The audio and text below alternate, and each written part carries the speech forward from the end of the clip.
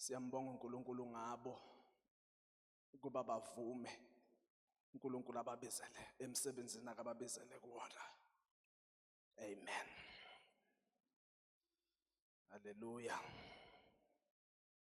Hallelujah. Cela sibaqhwabele izandla emangalisayo once more.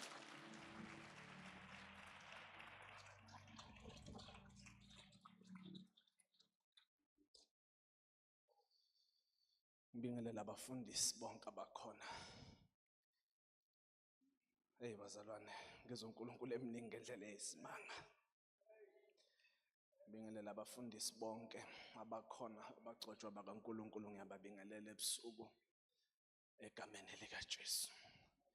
Ngivumeleni ngingabadaluli bazalwane kuphela namhlanje. Ngibingelela ogogo bonke, ngibingelele SG wethu, ngibingelela ngegama likaJesu. Amen. Oh bazalwane benkosi, ngibingelela abantu abadala, ogogo omkhulu nabancane abasivakashele nabaqala ukufika eHoly City. Iwona kumuzi wengcwele lo, iwona umuzi wenkazimulo. Amen. Abazalwane bonke abaqhamuke endaweni ezihlukene, asibingelela nekusasa abantu basezulwini. Amen. Enhlizweni yami sizofunda kafishane bese siyathandaza. uNkulunkulu vele usesemsebenzini, angifuni ukudisturb into akayenzayo la. Amen. Bhayibheli ke bazalwane elingcwele lisikhumbuza ukuthi uJesu wafa. Amen. uJesu wafa, iBhayibheli lisikhumbuza lokho. Jesus died. Amen. uJesu wafa. Amen. Ngiyathandaza nje ukuthi uNkulunkulu angisize ngoba ngifuna ukuthi ngiziwe, angizwe ngisho omncanyana. Amen. Thandaza ukuthi nosaqala ukukholwa nokusindiswa angizwe. Amen. uJesu ke wafa bazalwane. iBhayibheli esilifundayo lithi waba inhlawulelo yesono sethu. Amen. Ukuze thina ke siphile kulungeni kukaNkulunkulu. Wafa esikhaleni sethu ukuze thina singabe sisafa. Sibuthene lapha nje ukukhumbuzisana ukuthi Jesus died. Jesus died. Wafa ke bazalwane esithengela ukuphila. Lithi iBhayibheli ke uNkulunkulu waphinde ke futhi wamvusa. Amen. Lithi iBhayibheli ke wase emvusela ukuba asibusise ngokusihlangula esonweni. That is the greatest blessing uJesu ayivukelayo. Incwadi yeZenzo chapter 3 verse 19 bese siyathandaza. Ngiyamuzwa uNkulunkulu mningi kakhulu. Amen. Incwadi yeZenzo chapter 3 verse 19. So from the Zenzo chapter 3 verse 19. Ngalokhu phendukani niguquke ukuba kuhlangulwe izono zenu. Ngakho ke noma ngalokhu ke phendukani niguquke ukuze kuhlangulwe izono zenu. Yebo. Ukuze kufike izikhathi zokuhlunyelelwa ezivela ebusweni benkosi nokuba ithume uKristu Jesu enimmiselweni. Ukuze ke kufike ikhathi lithi iBhayibheli so that the time of refreshing may come Haleluya. Ngicela ungifundele ngithi 26. Amen. uNkulunkulu eseyivusile inceku yakhe uNkulunkulu ke esayivusile inceki yakhe. wayithumela kini kuqala Wayithumela ke kini kuqala. ukunibusisa Ukuzenze njani uNkulunkulu anibusise? Yebo. ngokuniguqula Isibusiso azonibusisa ngaso. Isibusiso sokuthi uJesu avuswe bese thunyelwa kini kuqala ukuze ke anibusise ngesibusiso sokuniguqula. Qhubeka sisikancane. kube yilowo nalowo kini ebubini bakhe Kube yilowo ke nalowo ebubini bakhe. uNkulunkulu esayivusile inceki yakhe uKristu Jesu. Wayithumela kini kuqala ukuba ke yenze njani inibusise ngokuniguqula kube ilowo nalowo ezonweni zakhe. uNkulunkulu esayivusile inceki yakhe uYesu Kristu wayithumela kini kuqala ukuba yenze njani inibusise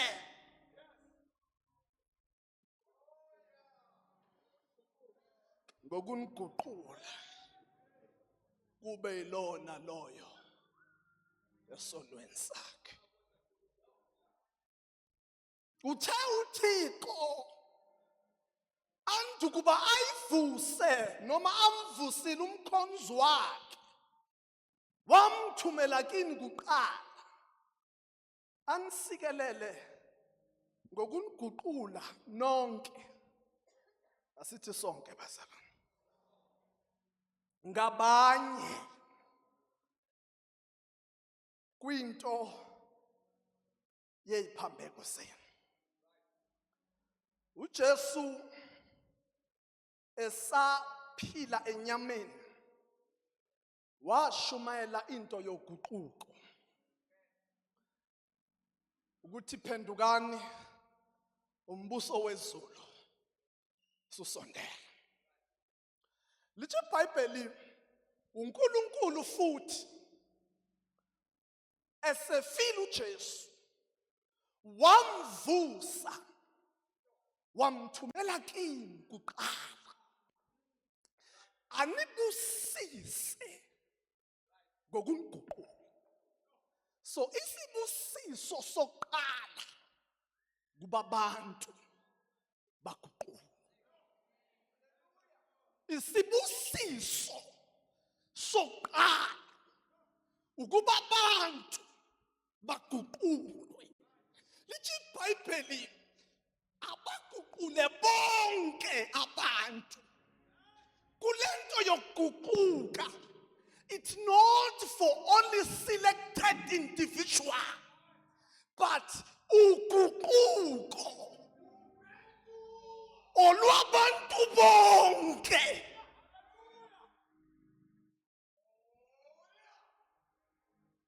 Anibusise ngokuniguqula. Anibusise ngokuniguqula. Oh God. Ngiyazi bazalwane siningi ibusiso asithembiswe sona. Kodwa nasi isibusiso engisimemezelayo kulokuhlwa. Anibusise ngabanye. Hayi uhalfwe sonto. Aniguqule nonke eyiphambe kwenze isonto liphile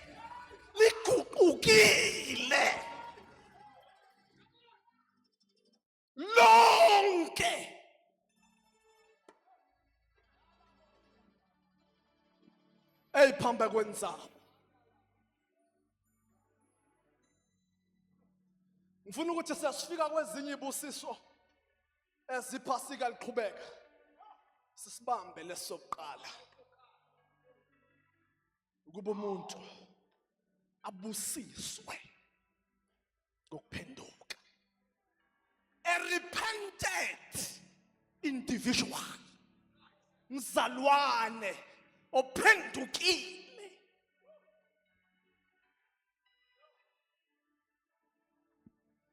Ayinibusise inkosi. Ikhonzeka kamnandi inkosi. Masonke siguqukile. uNkulunkulu esezulwini bazalwane wamvusa uJesu. Nasekuvukeni kwakhe, repentance is still relevant.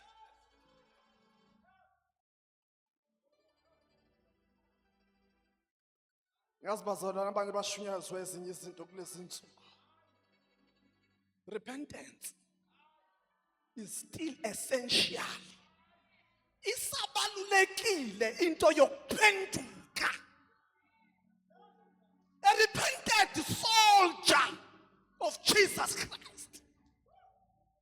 Isibusiso kwa uNkulunkulu asibusisa ngaso. Ukuthi uJesu sevusiwe. Athunyelwe. Lithi iBhayibheli la wayekhuluma nabantu baseJerusalem. Ukuthi uJesu athunyelwe kini kuqala. Anibusise. Bamba. Angisho ukuthi imoto zirong. Angisho ukuthi imizi irong.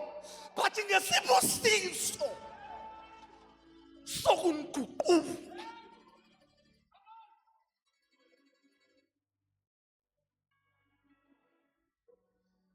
Nguquke kuphi bazalwane? Eyiphambe kwena. uJesu noNkulunkulu into ayimemezelayo nasekuvukeni kukaJesu ukuthi abantu baguquke. Amen.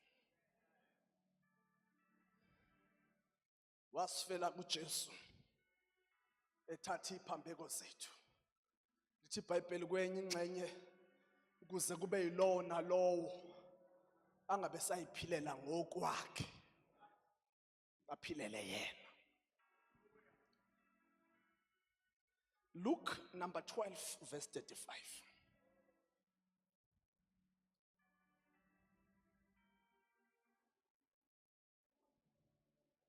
Luke number 12 verse 35. Yebo. Izinkalo zenu mazibe ziboshiwe nezibani zivutha. Izinkalo zenu ke oh God. Asibe ziboshiwe. Nezibani zenu zivutha. Yebo. Nani yibani njengabantu ababheke inkosi yabo. Nani ibani njengabantu ababheka inkosi yabo. Yebo. Ibuya emshadweni ukuba nxa ifika ingqongqotha. Ukuba inkosi mayibuye emshadweni ifika ingqongqotha kwenzeke Bayivulele masinyane. ukuze ke laba bayilindile bayivulele masinyane. Kungabi khona ozothi inkosi mayifika ingqongqoza amfici icathulo zakhe zingaqokiwe. Engabi khona ozozandulela ngokungambathi. Lithi iBhayibheli musani ukuba abantu bamabhijama. Be ready and be prepared.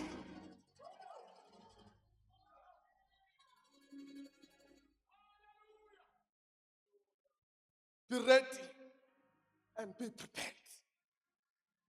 Kule ndaba esifundayo. Uthi uJesu akube njengama servants ilinde inkosi yawo ivela emshadweni. Masiqhubeka leli iBhayibheli lithi kuyenzeka ama-servants apredict isikhathi angafiki ngaleso sikhathi kuze kuhlwe noma kushaya amahora asebusuku. Kodwa lithi iBhayibheli ke nanoma edeleyile nina anibe ni ready. Oqhubeke kancane sisi. Zibusisiwe lezo zinceku okuyakuthi inkosi nxa ifika izifumane zilindile. Okay. Ingeke ibusisiwe. Ilezi ekuyothi inkosi yazifika ifice zilindile. Yeah. Ngiqinisile ngithi kini iyakuzibopha ukhalo izihlalise ekudleni ize izikhonze. Inkosi mayifika ke iyakubopha inkalo zenu. Ihlale nani ekudleni. You will have idina noNkulunkulu mayefika. Lithi iBhayibheli aphinda bopha inkalo zenu. Mhlambe nilinde naze nakhathala. Lithi iBhayibheli uNkulunkulu maye lenkosi mayifika ibopha inkalo zenu. Yebo. Noma ifika ngomlindo wesibili Noma ngabe umlindo wesibili noma ngowesithathu noma ngabe wesithathu. ifumane kunjalo. Zibusisiwe zona lezo. Ifumane kunjalo. Uma lithi iBhayibheli umlindo wesithathu nalomlindo omunye, uma ufunda ngesilungu zobona ama-hours okuba ngaba abantu bonke balele. Isikhathi la khona inyama yanoma ubani ifisa ukulala.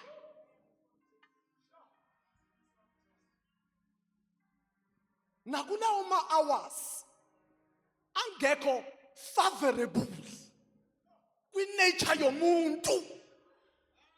Be ready. Be ready. And be prepared.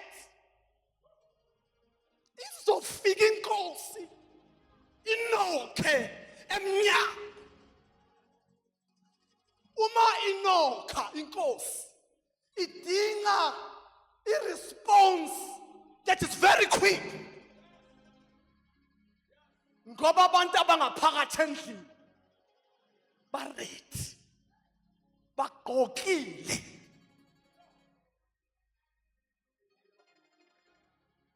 Akekho ozothi inkosi mayinokha ngomnyango kukhona indaba akangayilungisile. Ufuna ukuthandaza very short. Amen. Akekho okufanele ukuthi inkosi mayinokha emnyango imfike engekho ready. Qhubeka kancane. Kepha yazini lokhu kokuthi uma umninindlu ebesazi isikhathi isele lizakufika ngaso bengayivuma ukuba ifohlwe indlu yakhe. Amen. The message in these two verses, bazalwana, noma in these two different chapters, last qale khona sikhunjuzwa ngokuthi uJesu wayishumayela into yokuphenduka. Amen. Maliqhubeka iBhayibheli kuLuka, uJesu wayishumayela into yokuprepare abantu ukuthi mabangaphili isinomi kanjani. Makube abantu abaredi. Uthi uJesu menza umzekeliso ngokuba ready. Uthi noma ngabe ingceku zemvelo zilinde inkosi evele emshadweni, zipatient in their waiting. Noma ngabe u1 ebusuku noma ngabe u12 ebusuku ziyahlala zimlinde. lithi iBhayibheli yini indaba zimlinda ingoba mayefika uyangqongqoza bese edinga bangaphakathi ba respond very quick. Amen. Ningixolele mangihamba kanje. Ngithe ngifuna uqala kanje ukuze ngilande nabanye. Amen. Asikhuphukele ke ekamerweni eliphezulu. Ngicela niwabambe lama foundation alevesi. Amen. Ibambeni le bazalwane. It's very important. Hallelujah. Zothandaza very short bazalwane. Sisi ngicela ungifundele masisha. Ngithi uMateyu 21. Ngisalelwe imizuzu emincane ngempela bazalwane. Amen. Matthew 21. Oh Lord, help me. It's Matthew 21 bazalwane.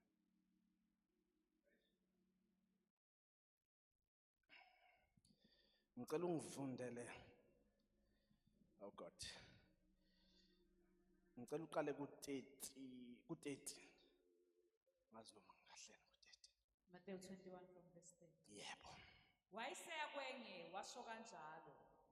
Yona yaphendula yathi, ngiyaya Nkosi, kepha kayiyanga. Okay.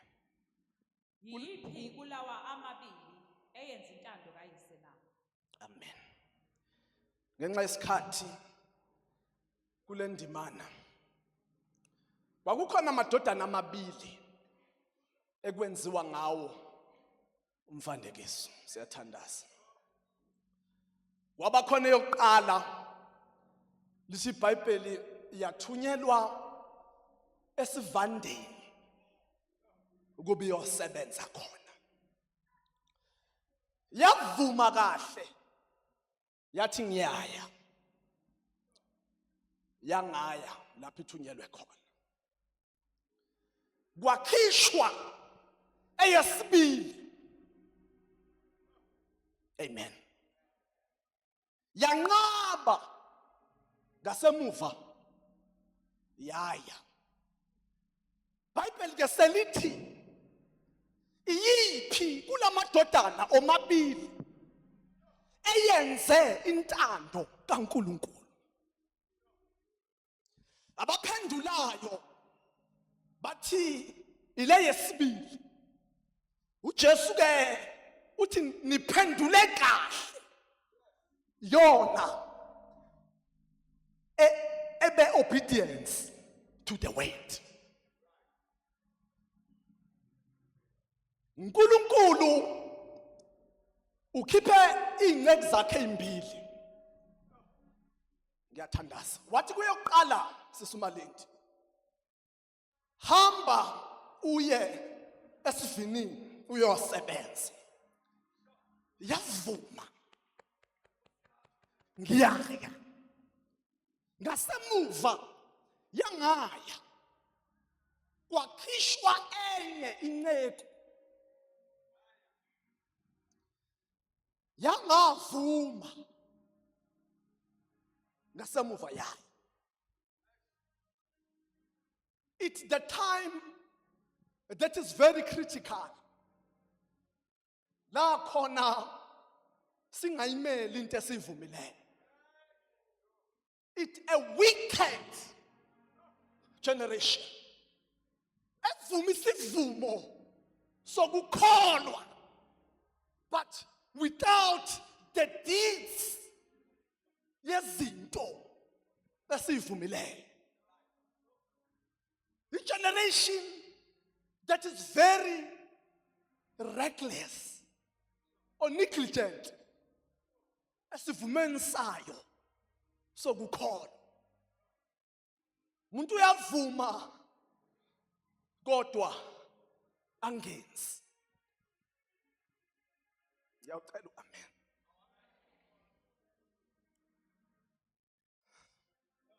Asithandaze. Hallelujah. Nkosi ngiyabonga. Jeremiah 48:11. Ngiyacela bazalwane sibophe inkalo zethu yebo.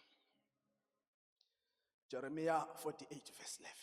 Jeremiah 48 verse 11. Yebo. uMowabi ugciniwe kwasebusheni bakhe uMowabi ke uhlengiwe nasebusheni bakhe. Yebo. uphumulile enhleseni yakhe Wasephumula kwinhlese yakhe. kathululwanga ezitsheni ngezitsha akayanga ekuthunjweni Yebo. ngalokho ukuzwakala kwakhe kuhlala kuye nephunga lakhe aliguquki Ukuzwakala kwakhe kuhlala kuye. Awuphinde lapho kancane. ngalokho ukuzwakala kwakhe kuhlala kuye Yebo. nephunga lakhe aliguquki Nephunga lakhe aliguquki. Usimela iphunga elilodwa kusuka iviki liqala lize liyophela. Unephunga elingaguquki. Oh Jesus help me. uMowabi ke iBhayibheli liyasichazela with this Satan individual. Umuntu onjani? Iphunga lakhe liba iphunga elilodwa njalo. Hayi ngoba linuka kamnandi. Qhubeka ke sisi. ngalokho bheka izinsuku ziyeza usho uJehova engiyakuthuma ngazo kuye abathambekayo abaya kumthambeka bazithulule izitsha zakhe baziphohloze izimvaba zakhe Yebo. Mowabi uyakujabha ngoKhemoshi njengalokhu indlu kaIsrayeli yajabha ngeBethel ithemba labo ningasho kanjani ukuthi singamaqhawe namadoda anamandla okulwa na umchithi kaMowabi nemizi yakhe bakhuphukile izinsizwa zakhe ezikhethekileyo zehlele ukuyobulawa isho inkosi egama layo linguJehova Sebawuthi Kusho ke inkosi ngoMowabi. Cela ubuyele ku10. Ngiyabonga. makaqalekiswe owenza umsebenzi kaJehova ngokunganakekeli aqalekiswe naye ogodla inkemba yakhe egazini Okay. Ngasifuna kwesilungu la ngoba sengiyathandaza. Cursed is the one who does the work of the Lord negligently. And Okay. cursed is the one Okay. who restrains his sword from blood in executing the judgment of the Lord. Okay. Oh God help me. Mphendula umzuzwana.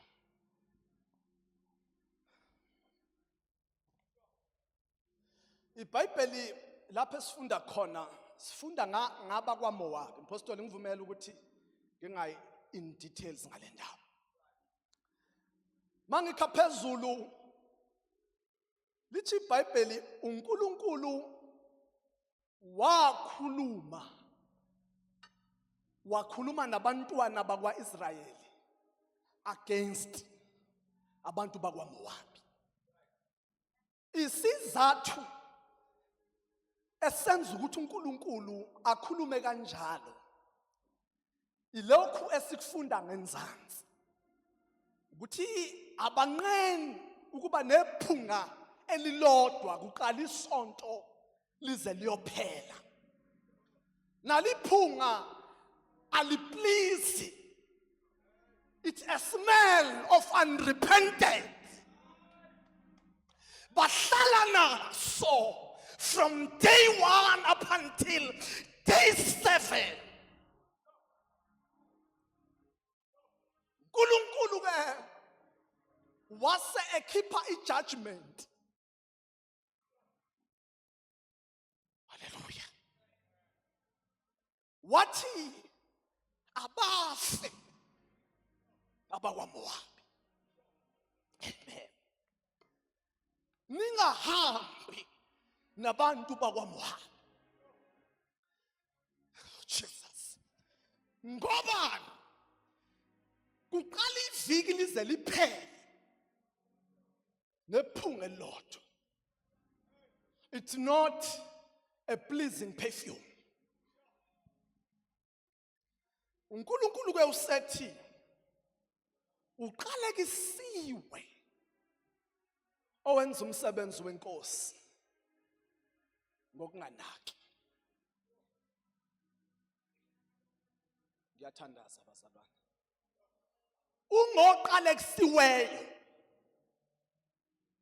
owenza umsebenzi wenkosi ngokunganaki. Into emenza ukuthi aqalekiswe ukuthi umsebenzi owenkosi, and lo owenzayo very negligent, wenza noma kanjani emsebenzini wenkosi.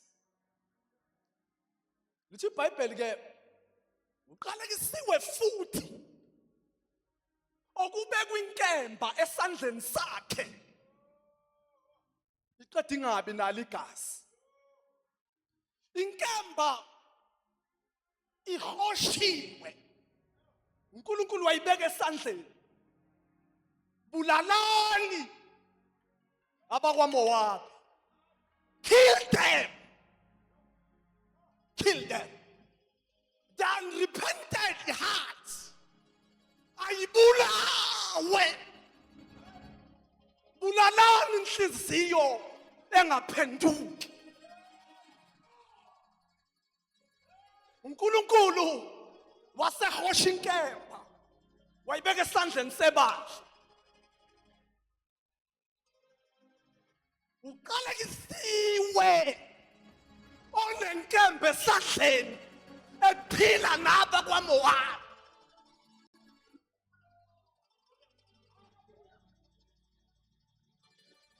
The judgment is upon your life. Mawuqhubeka impilo yokungaphenduki. We are here bazalwane as we kickstart. Let us kill abakwaMowabi. AbakwaMowabi ke bayisizwe esenza uIsrayeli agcina naye senuka.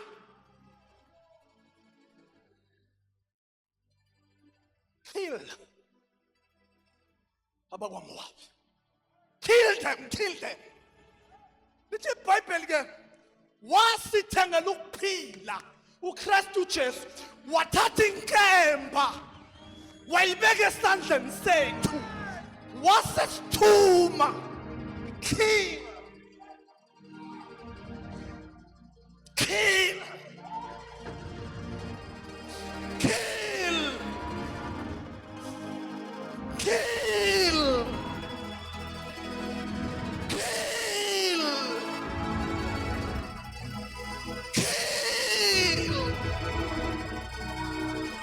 Shepata. Inkemba isesandleni. Akudlalwa ngenkemba. Sine-sword. Ngiyabadabukela abakwaMowabi namhlanje.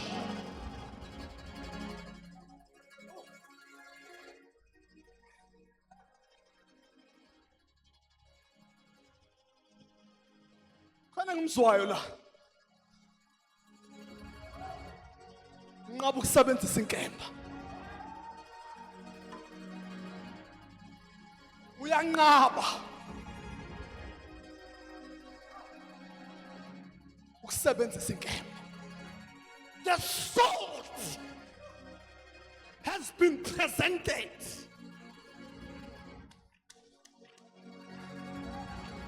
Uthi angikhuluma nabathakathi abagcwele South Africa. Uthi kuleli phasika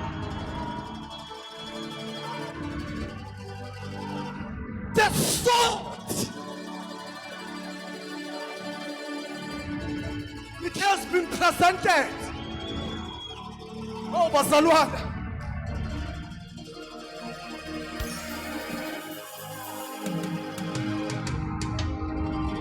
Oh bazalwane, inkemba kuthi angimemezele isesandleni sohlanya. The sword, it has been presented. Takela bakuloyayo nabakuthakathayo nabakuhlebayo zokufaka inkemba.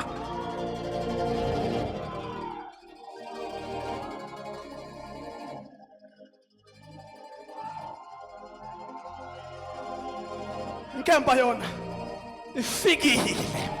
The sword has arrived. Ongayisebenzisa inkemba ke ungoqalekisiwe. Zothi namhlanje use the sword. Use the sword. Use the sword. Engifuna ukuthandaza abazalwane. Kodwa ngeze khona balekude.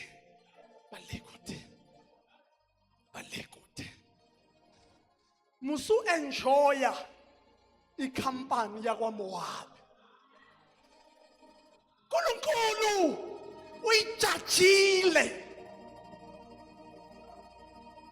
Waqeda wanikeza wena isword. Wena ozobulala abakwaMoab. Angisho ukuthi ku wrong ucela ukuthandaziswa, but this time buti sword sesandleni sakho. Use the sword.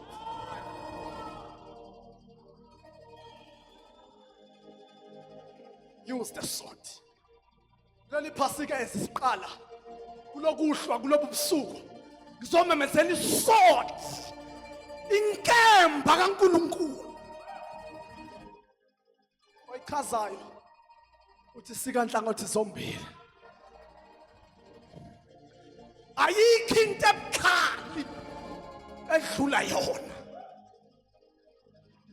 Yasika. The sword. Oh bazalwane, the sword is very sharp.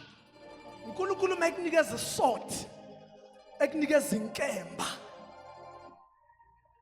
It's not ebuchuntu unkembazi. Ayihlulwa abathakathi. Ayihlulwa iziqalekiso. Ayihlulwa ulibo lokusalana.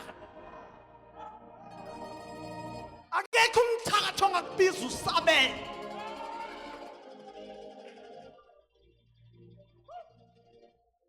Use the sword.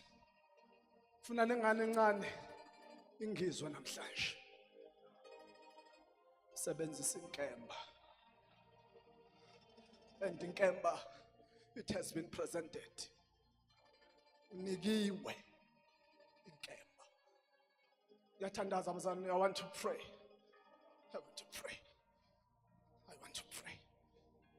Use the sword.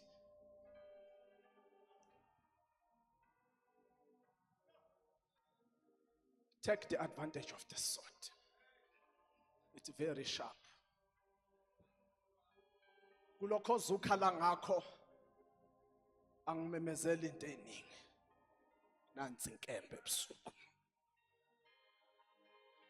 Nansi inkemba. Ithi iBhayibheli ke lenkemba ayifuni abantu abanuka iphunga elilodwa. Lihle mali mnandi. But kungabi iphunga lekho right. Lithi iBhayibheli abakhuli abaphenduki. uNkulunkulu wayesethatha inkemba ke wayibeka esandleni sakwaIsrayeli. Usethi laba ababadabukelayo.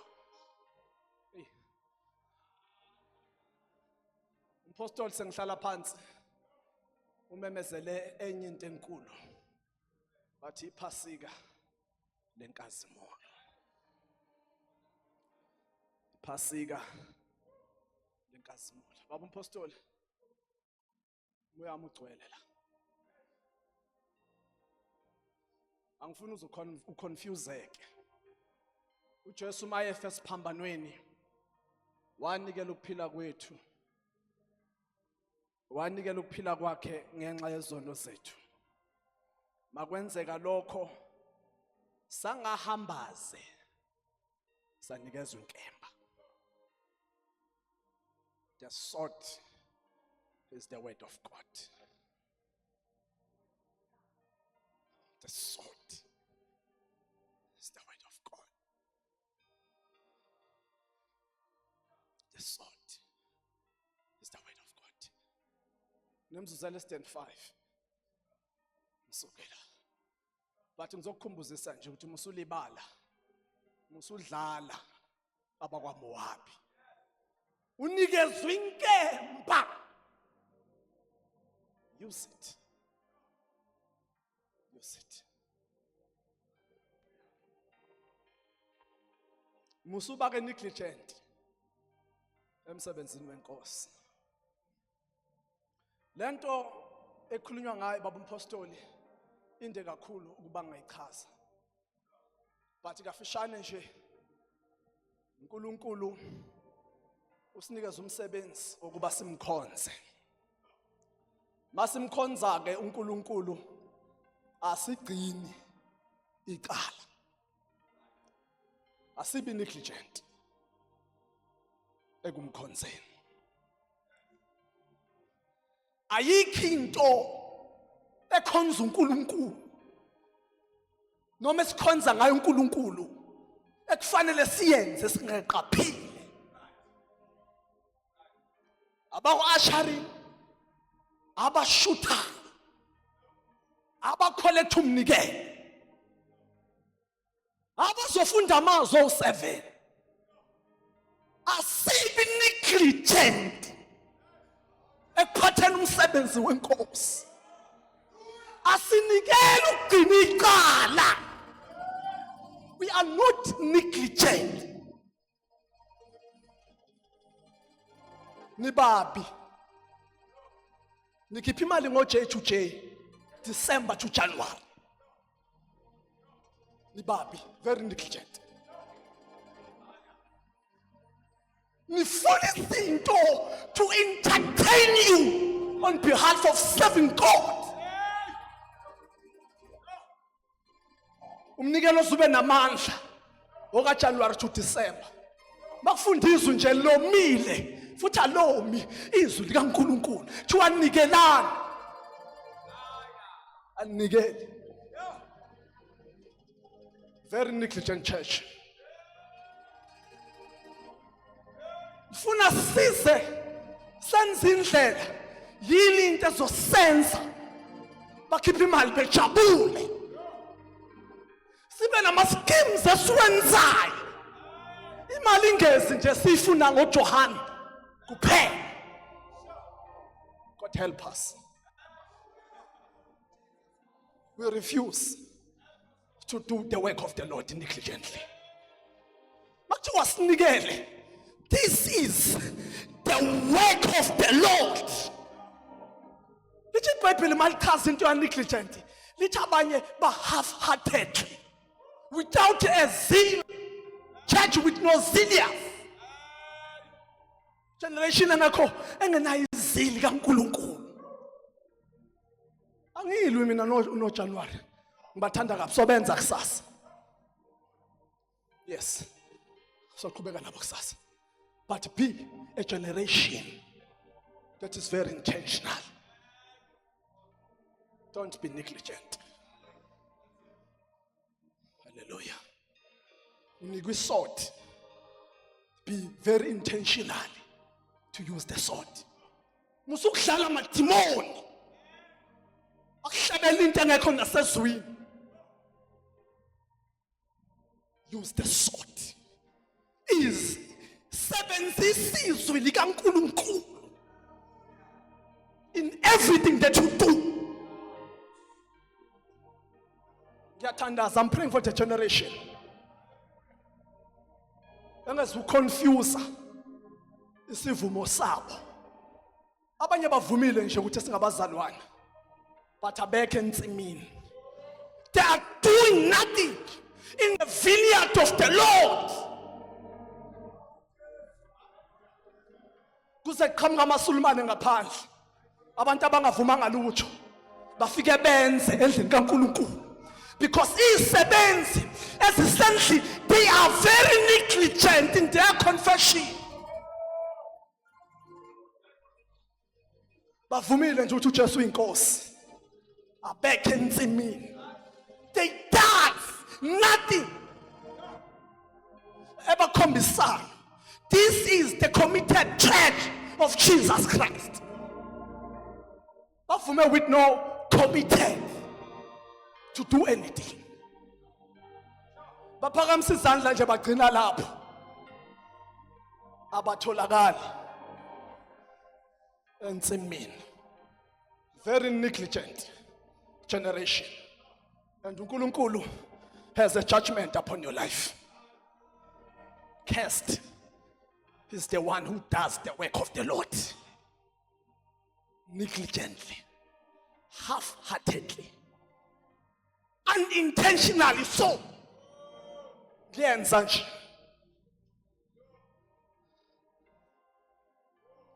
Ufuna ukuthandaza. uNkulunkulu ngithuma lento ebusuku.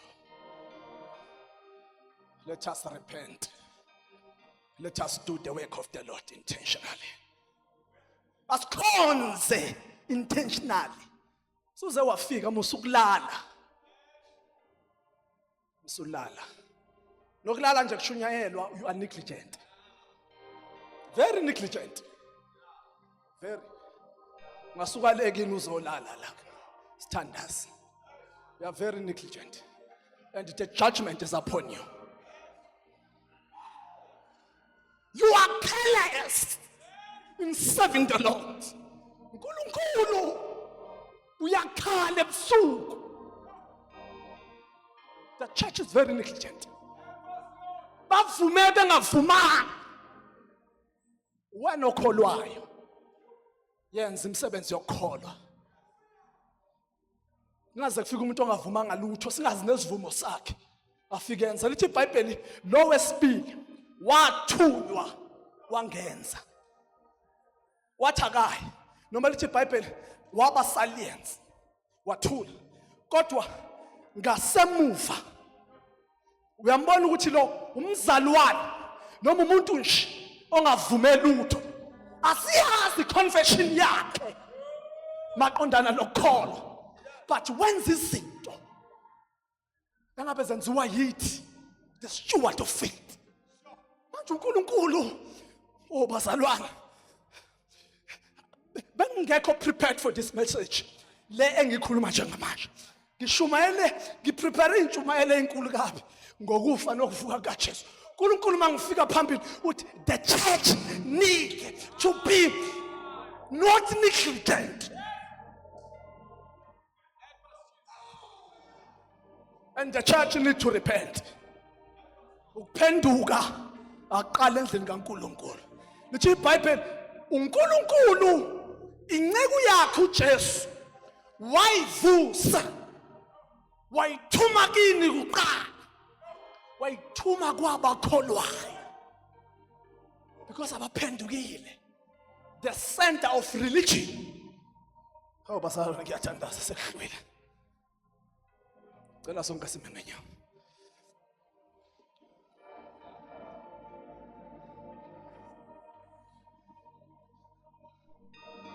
We are very careless, Mazaran. We are very careless. Siko intentional about this. Apostle, we are not intentional about this. We are not intentional. Asiko intentional about serving the Lord. Sisebenzisa okuseduzane. We are not going all out for the Lord. Oh Lord, I pray thee. Raise abantu abazosebenza full-heartedly. Leadership committed. with passion. Serve with zeal. Generation engena zealous for the Lord. Ingakho uthi kushunyelwa abanye bakwaThaba bayachat. You are negligent. Joel usindisiwe nje ithe sign. You are very negligent in your confession. You are so negligent. Lalo usindisiwe. Phuza utshwala. Uvumile. You are so negligent. Makuphunywa la nje ubuyele entweni zakho.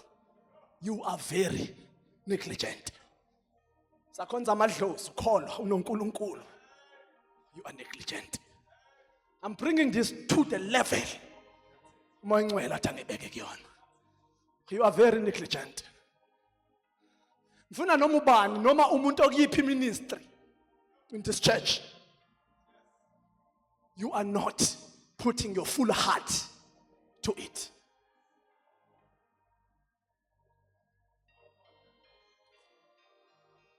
Abanye bafunda iBhayibheli ngoba sebeseyimpini. Abanye balifunda ngoba beshumayela kusasa. You are not a good steward of Jesus. You are negligent. Thandaza ngoba usukhenye uSathane namadimoni. You are negligent in your saving. Ngizothandaza nje ngalokho ebusuku. The sword is in your hand. Nansi inkemba. Bulala bakwaMowabi. Musuphila nezono. Repent. Repent. Repent. Repent. Repent. Repent. Repent. Penduka. That is the first blessing. Funa ukuthandaza nabantu abawu2. Bathi Nkosi. Nansi inkembe sesandleni sami. Ngibona nalapha engayisebenzisanga khona. Kufanele. Because khona abagodla inkemba kungafanele. Kill abakwaMowabi. Agodla inkemba. Funa ukuthandaza nosho njalo. Othi Lord, I was very negligent to the sword in my hand. I come in repentance. Repentance ke bazalwane into yokuyisola uvume uNkulunkulu bese kuba ukuthethelelwa kwezono. Ngezwe nje abanye bashumayela into engayazi. Uthi umuntu uyathethelelwa engaphendukanga. Vuma izono kube ukuthethelelwa. You repent, you acknowledge. Uzoxolelwa kanjani ungazazi kuphi? Ungamxolela kanjani umuntu ongazi noma onile yini? Kodwa lithi iBhayibheli oyivumayo ayishiye. Amen. Uyokuthethelela. In just 2 minutes bazalwane. Ngicela uma ukhona usho njalo. Uze la ngapha mina. Ngothandazelwa nje kuqala iPhasika. Ukuze ukhonze kahle. Usebenzisa inkemba ngendlela efanele. Baningi kakhulu abanegligent engibezwa kumoya. Cela beze la ngaphambili. Apostoli athandaza abathandazela. Hallelujah.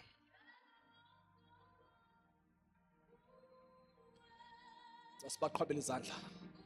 Abesana.